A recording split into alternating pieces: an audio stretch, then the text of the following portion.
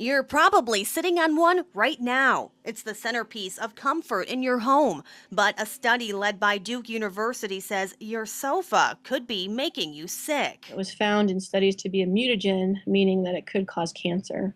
Heather Stapleton is an associate professor of environmental chemistry at Duke University in Durham, North Carolina.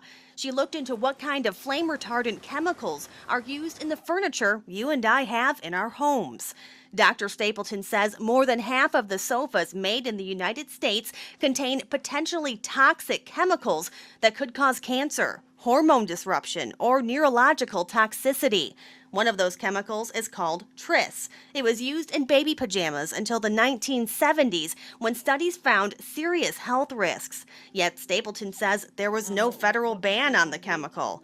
The other flame retardant is called penta-BDE. It was banned in 172 countries and 12 U.S. states, but manufacturers voluntarily phased it out in 2005. And because it's been available and I think it's relatively inexpensive compared to some other chemicals, it has become a popular choice for a lot of foam manufacturers. We wanted to find out just how much of these chemicals are in our furniture and if it poses a serious health risk. So we went to Dr. Ali Zan's lab. He's an organic chemistry professor at Kettering University in Flint.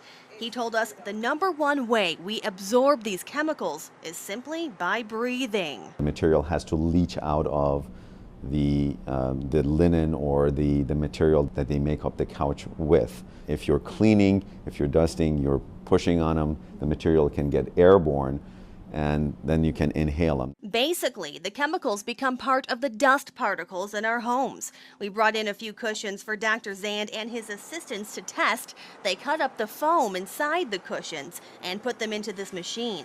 It tells us exactly what's inside our foam.